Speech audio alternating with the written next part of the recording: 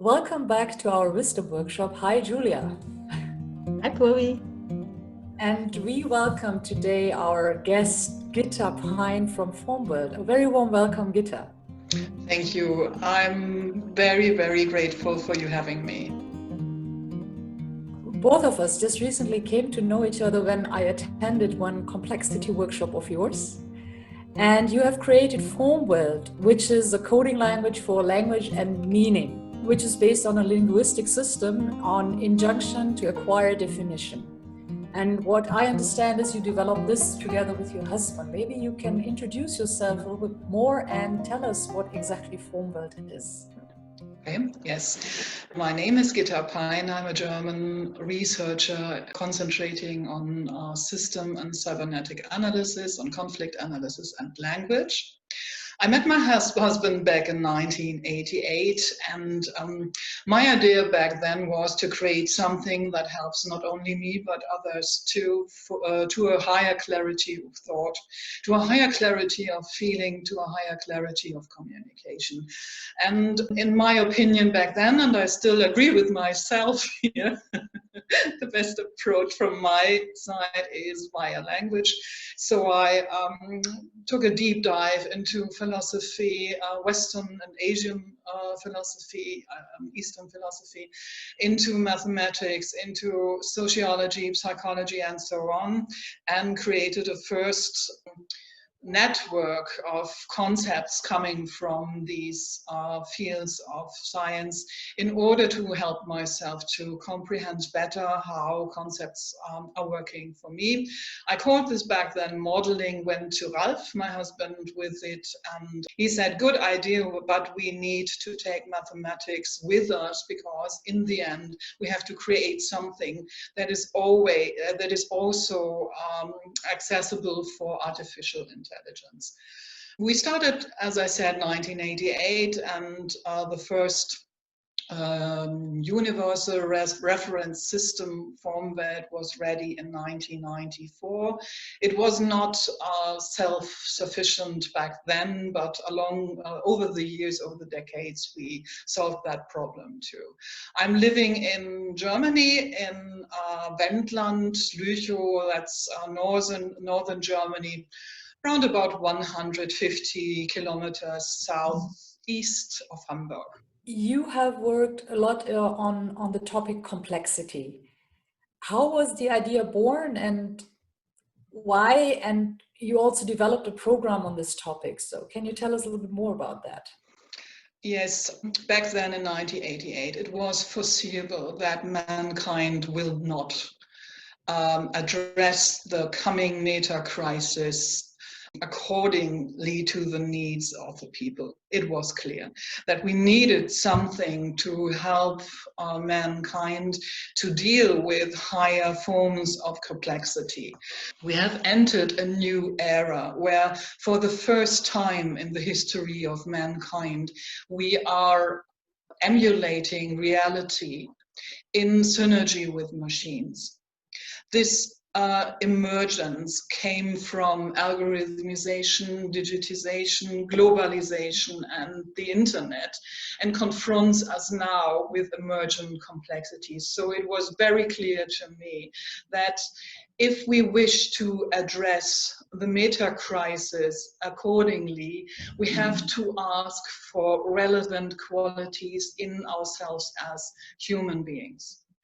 Many of them are already addressed as empathy, awareness, more spiritual approaches in the best philosophical sense, etc. Better social architectures that help people to a higher self-development.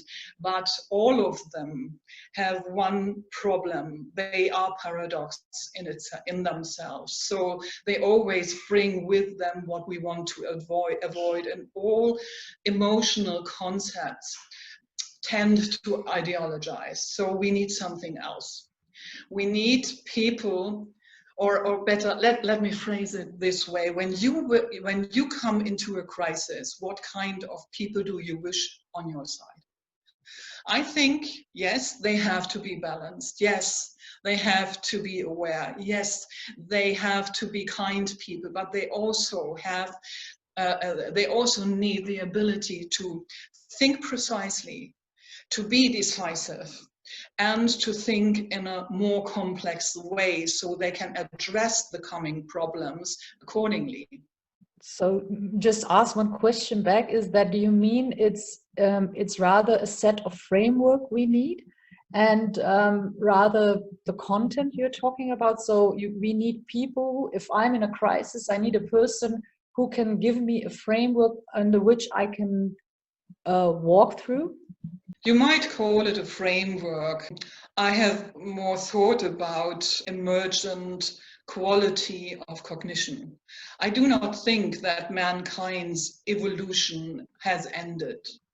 I think we are just about to begin to reflect on our own evolution as conscious beings.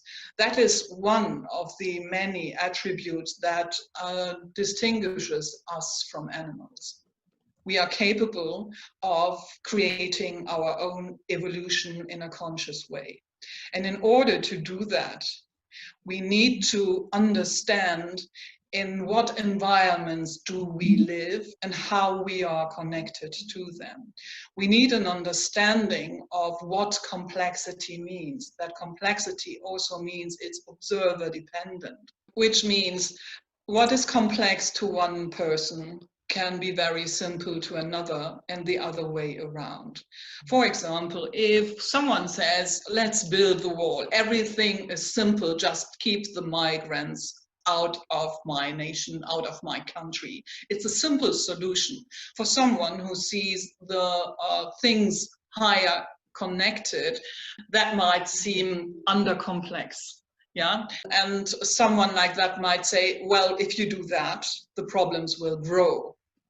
And you cannot keep these problems outside. You have to integrate them right now. And in order to do that, you need actually people who can think and speak and communicate with high precision on one hand, and with an eye on complexity, on global complexity and growing complexity on the other. And that is one of the many reasons why we created FORMWELT, in order to, for all of us, to have a universal reference system over which we can relate to each other, which we can use to create precise and complex concepts, which we can make accessible to everybody else in deep. And in order to do something like that, you have always have the question in mind, how does this specific concept works for me? What do I do when I do X? For example, what do I actually do when I say I am free? Free as an action, as something that we do. And now we have the problem that we have entered emergence, we have entered reality emulation, we have entered a society where artificial intelligence and robotics are changing everything on one hand, and the meta crisis like climate change and the disruption of biodiversity are challenging us on the other. So we have to grow along with these challenges, or the downfall will be complete.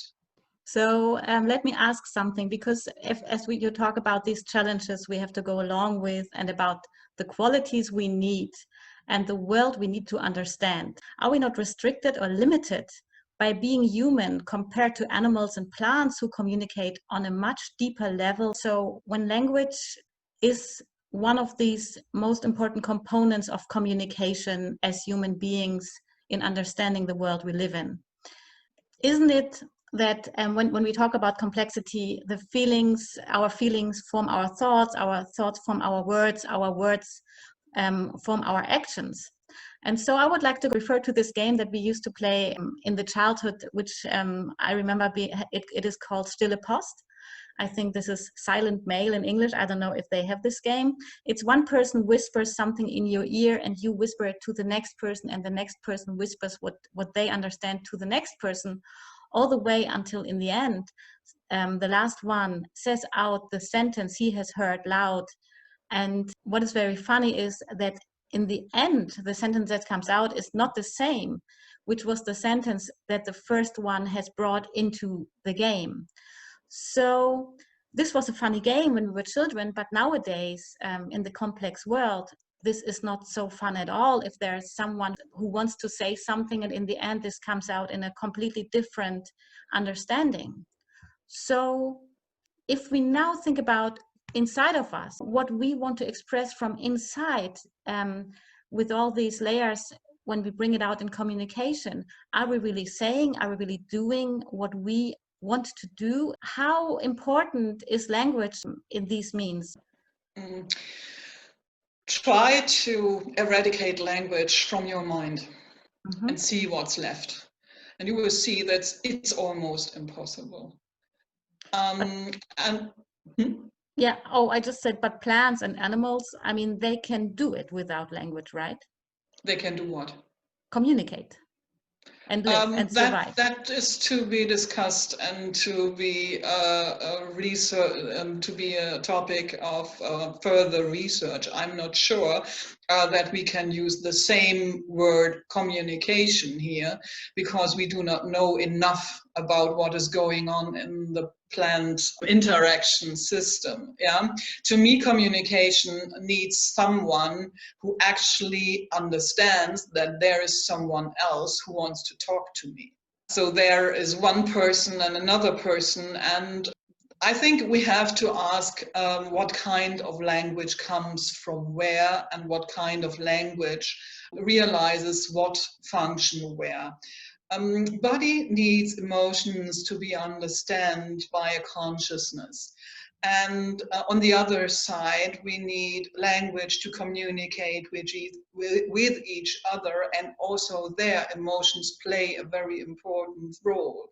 I would not say that all communication and thinking is based on emotions, because when I go there outside and I analyze conflict systems, for example, and I use a mathematical model, I might be very enthusiastic about it, but I do not need to be emotional or feel anything in order to make my analysis on one side. But when I have a further look at evolution, I see that at one point evolution came to the moment where consciousness emerged, and where emotions were something evolution created for consciousness to comprehend that the body needs something on one side. And on the other side, we have the co-evolution of consciousness and social systems, societies, tribes, where the tribe needs to know in what state the tribe member is, so it comes pretty handy for a tribe member to can feel emotions and communicate them. Yes, so we have on one hand signal language, and on the other, with upcoming or emerging complexer states of consciousness, we have abstract concepts which need reference language. That is something else. And the moment reference language emerges, communication becomes something necessary, because then you have not any longer a system where misunderstandings can be eradicated, but you have a system where misunderstandings actually are the very cause for further communication. So when you ask for what distinguishes humans from plant life, etc., I think from one perspective we can talk about a linear evolution. On the other, we can talk about circular evolution, which forces us to think on a more complex level how we as human beings are integrated into the well-being of the whole planetary system. But I would not go so far to relate signal and reference language to whatever form of communication takes place in the plant life. Thank you. So looking at the term meaning, becomes, it's actually, and if we compare that to flora and fauna, animals and the plants, it's actually just us humans beings who gives meaning to something, isn't it? Or am I wrong? I cannot ask my cats if they disagree. Yeah. I do not know their language, and I'm not sure that they have concepts of that sort. I don't think so, because I think that our language and our emotional evolution are interrelated. So language takes a big role in our emotional evolution. So if complexity is increasing, does language become more complex or does it become easier? As said earlier, complexity is observer dependent on one hand. On the other, we can say the higher a person can manage complexity, the more complexity he or she can organize, see, etc. So there is some sort of a factual line in complexity management ability, but on the other, we have to understand that what is complex to one person is complex to one person. Yeah, there's nothing else. Complex means I cannot relate every element of the situation, of the system, whatever I'm entangled in with any other element of the situation, system, etc. That means complex. And when we develop a higher ability to manage complexity, we will. There's no way out of this. This is something that emerges alongside. We will create a new sort of language. We will create new concepts. We will create new science, new arts, new sciences, etc. So a language will do the same that what consciousness does here. It will become more precise and concise on one hand and more complex on the other. Is there a possibility to create language, some kind of a language which is unhearable and still a language? Yes, if you have a look at our polyvalent logic of cognition that we have created, you will see that all autopoietic complex systems work with complex re-entry forms. And when you have a look into that book, you will see that from a specific point on, unmarked and not marked spaces will develop some sort of frequencies, or we can say we construct self-rhythmizations. I think that's the better way to describe what is happening here. We ourselves, as complex autopoietic system, develop self-rhythmizations. And yes, FORMWELT, as we have created it is translatable in all forms of thinkable languages, even those we cannot hear. We can translate FORMWELT into languages of sound, of kinesthetics, of visual language, of music and light, etc., whatever you can think of. And we can translate it into languages of movement, which I find very, very important. When I know your background and you are always thinking about integrating the body into the process of self-understanding and of self-development and of development of communication. And I totally agree there that the very foundation of everything is kinesthetic.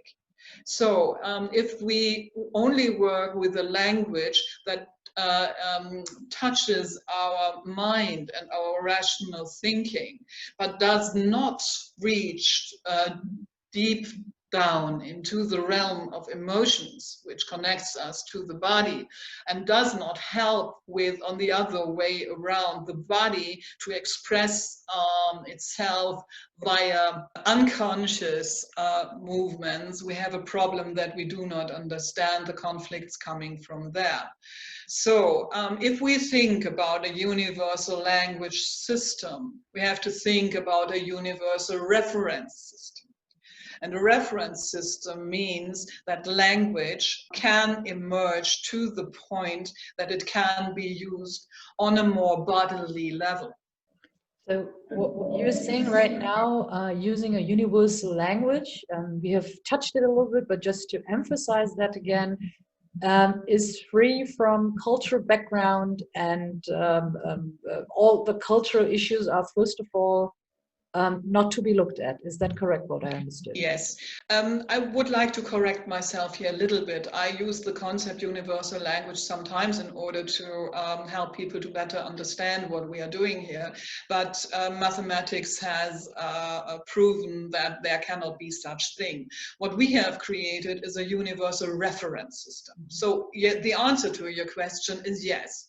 Imagine you have 320 concepts that are common to all human beings, like phenomenon, like dimension, yeah, stuff we already conceptualize prior to the first language sign we learn. Yeah, radical concepts in the original understanding of radical, back to the roots. Yeah, and if you have such concepts that are universal to all human beings in order to orientate themselves in their world, what is up, what is down, what is left, what is right, yeah, what is bottom, what is top, what comes first, what means next, yeah, what's a question, etc., stuff like that.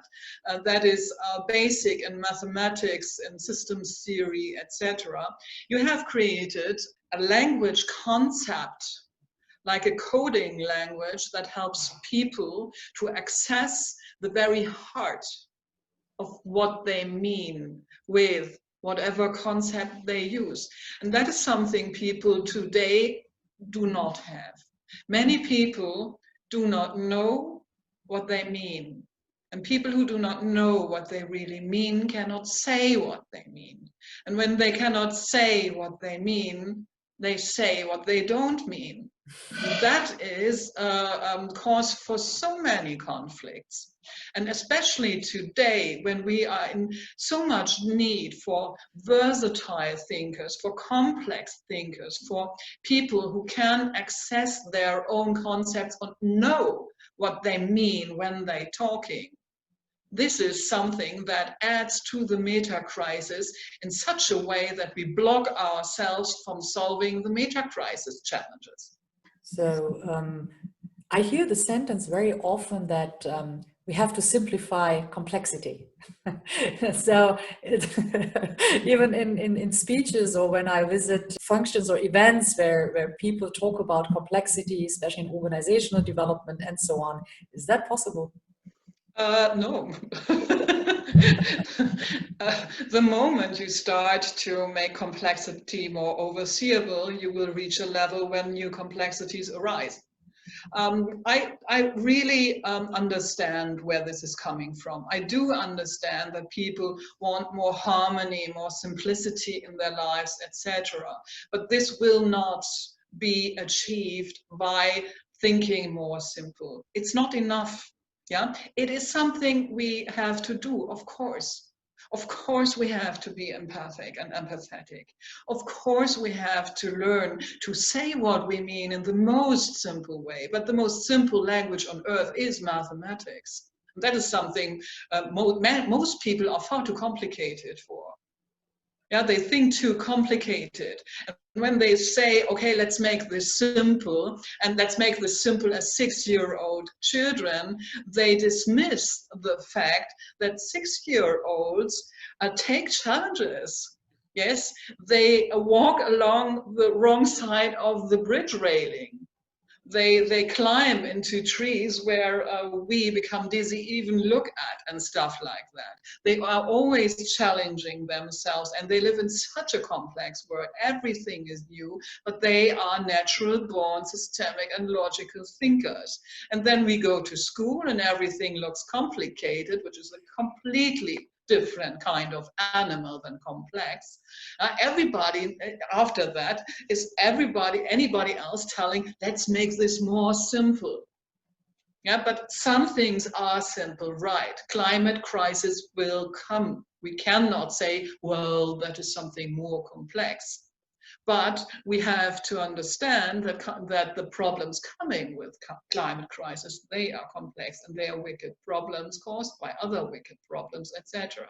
And for that, we have to do what we always have to do. We have to answer the question with both. I like the idea of having language for explaining the world, for passing on information, for doing all this kind. I understand also, of course, because I'm a body worker, the nonverbal language of the body and of the system.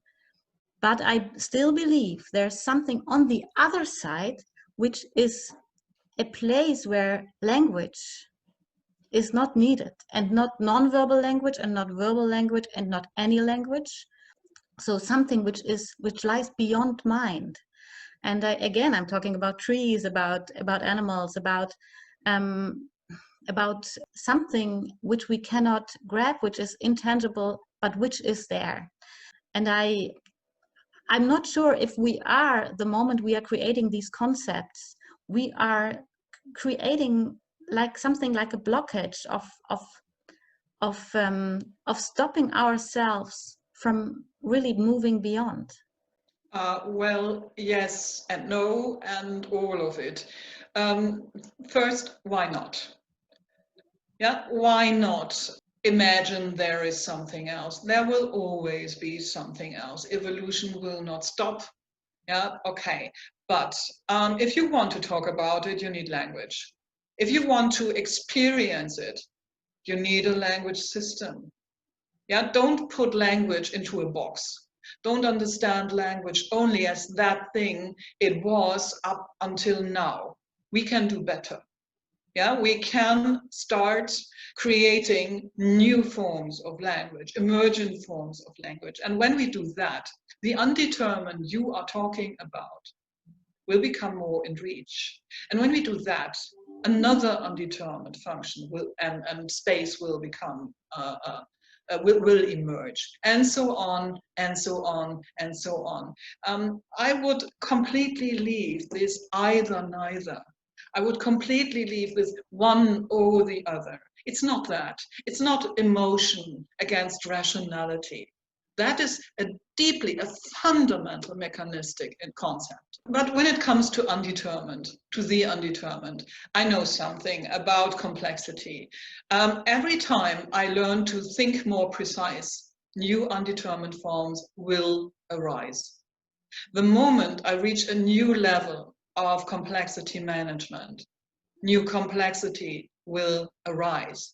The moment I do not try to mediate any conflict, but to go there and accept conflict as a creative function of humanity, I will see new forms of conflicts arise that will help me to comprehend again and again and again. You may be right, I cannot say so. Yes, I have meditated up to some point, and yes, there have been experiences that might lead into the direction of there is more, but it may also be something my mind came up with in order to deal with the intensities I had to deal with. I do not know, but I am open and I will stay open. And I do not see language as the enemy here or as a border. On the contrary, the borders of my language are the borders of my world, said Ludwig Wittgenstein. And I totally agree here. But I have an emergent concept of language.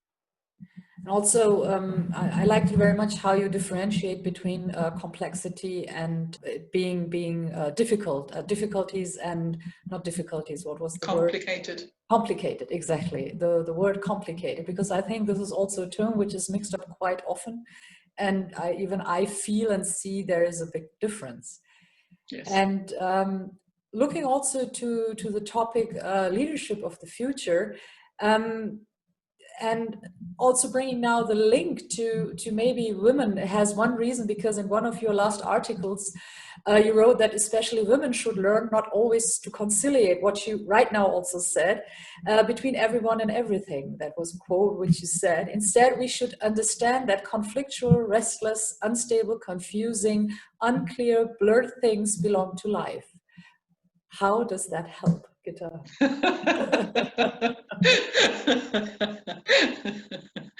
Well, it can help to understand shit will always go on.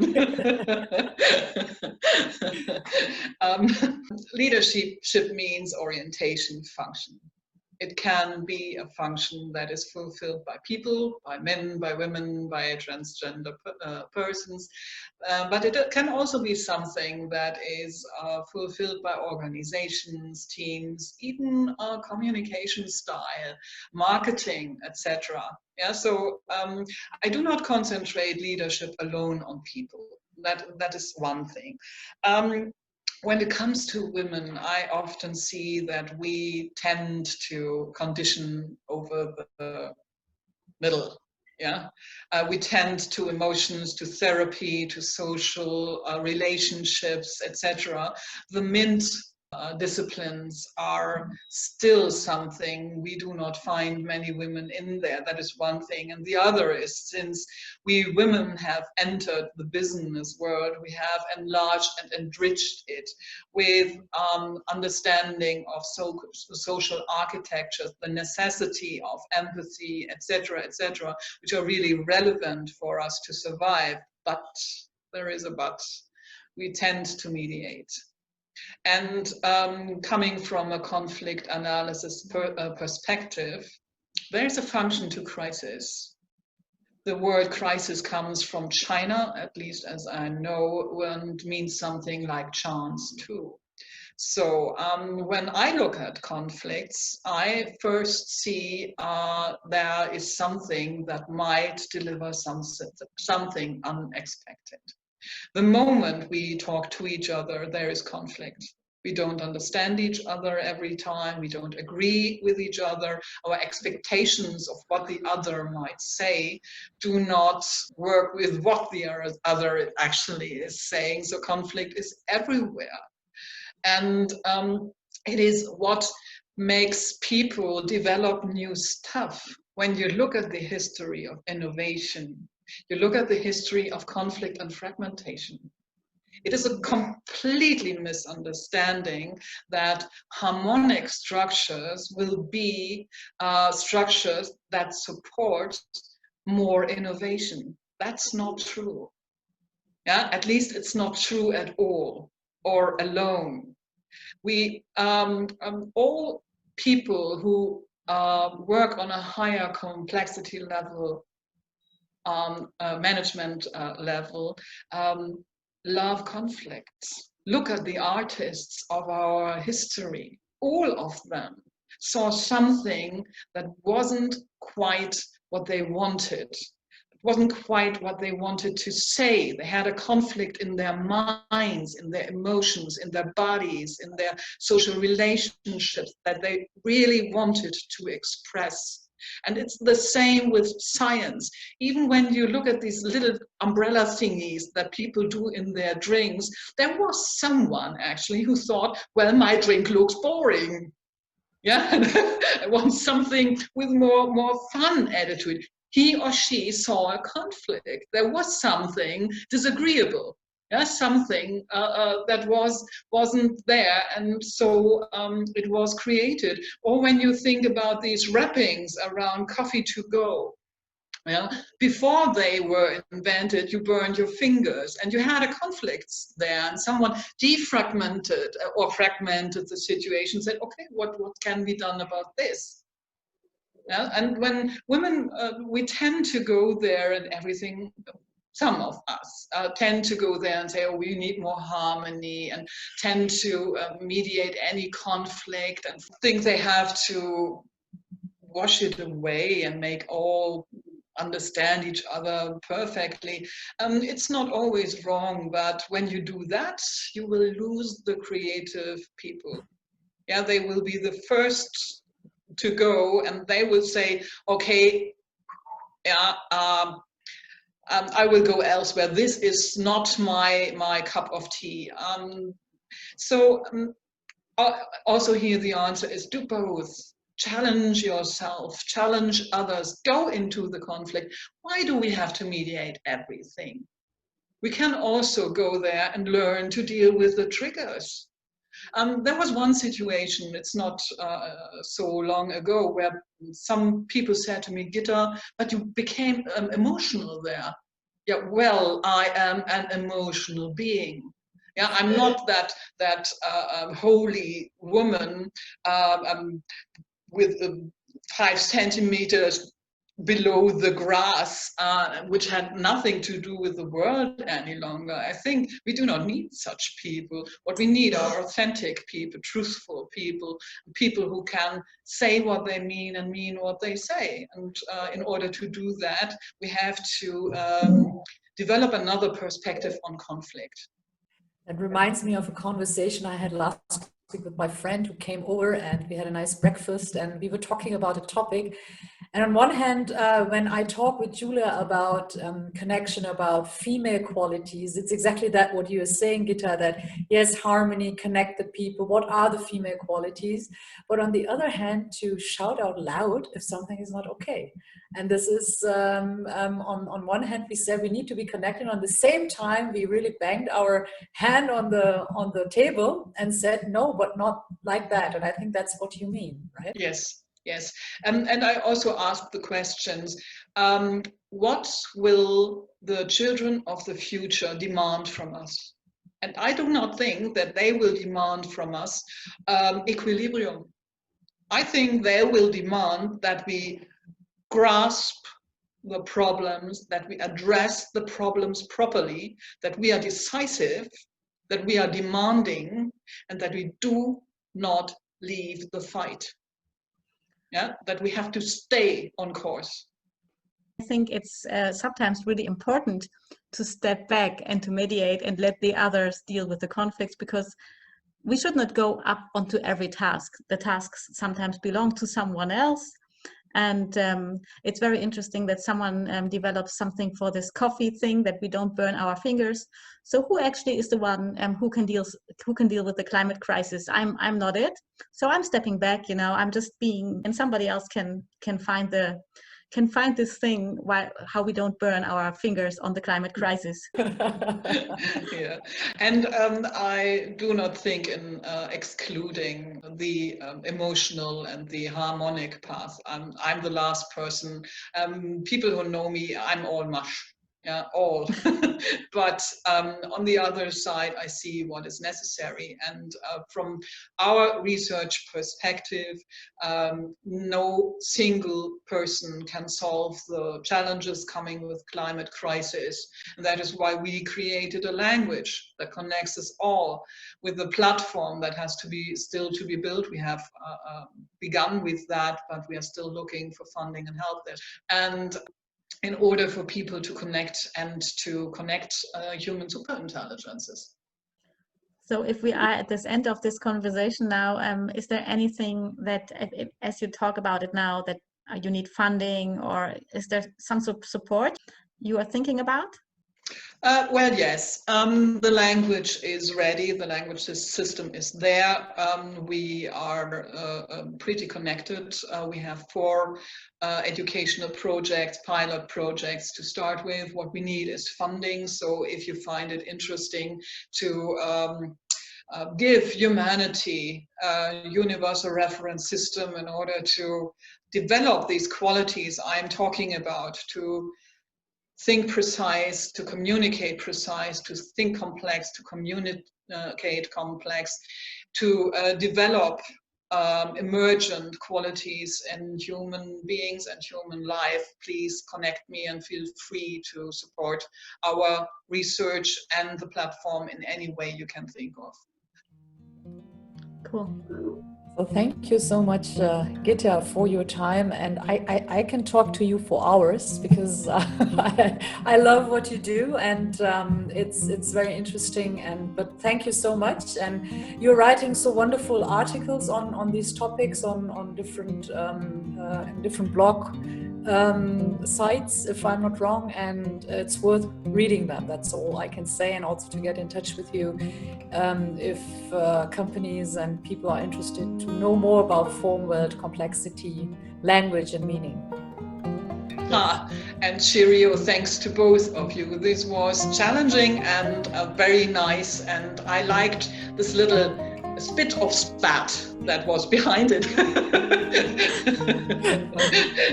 That's actually what I'm talking about. Whatever language this was, thank you. Thanks.